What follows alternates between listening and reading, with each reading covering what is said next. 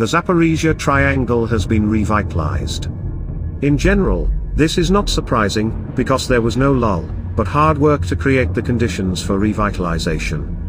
In particular, to deplete the resource that was transferred by the Russian command from the Luhansk region to the Zaporizhia region.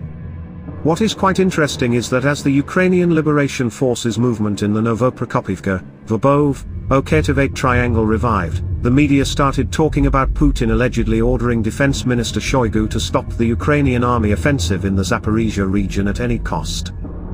Let's just say that it will not be possible to stop, but they will try to slow down the advance of the Ukrainian forces in the hope that they will not break through the second line of defense before the weather conditions worsen.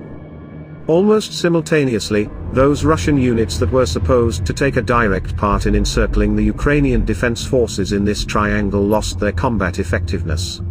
A significant part of the officer staff of one of the divisions was also eliminated. That is, those units that were supposed to take part in the defeat of the Ukrainian attackers quickly became fatally fatigued. In the western and southwestern sector near Verbov, the Ukrainian armed forces advanced by passing the second boundary of the second line of defense, continuing to cover the village from the south.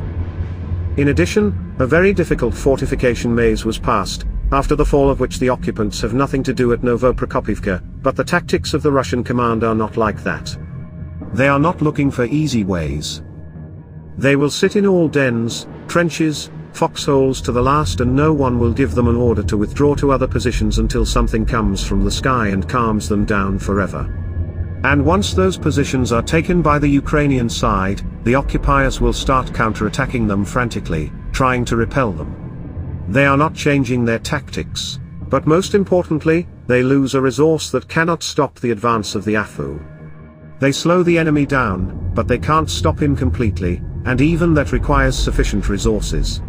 But by dragging this resource for the meat grinder in the Zaporizhia Triangle, the bridgeheads from which this resource is taken are weakened. Such an Ouroboros, where the Russian side is biting itself not by the tail. In general, the Russian command is once again faced with a dilemma. By taking resources from other bridgeheads, they can create a precedent for the beginning of an offensive of the AFU where this offensive is not expected.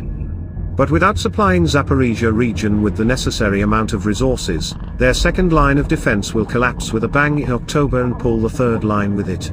And while the Russian command is in a stalemate, the Ukrainian side is solving its task, to improve its positions as much as possible, so that the rainy season and worsening weather conditions, will catch them where weather conditions do not play a significant role. And in Zaporizhia region there can be three such areas: maximally unfavorable, medium tolerance and maximally positive for the actions of the Ukrainian side. And even if the AFU enters the area of medium tolerance, it will be a defeat for the Russian command. Now the situation for the Russians strongly resembles the events on the right bank of the Kherson region.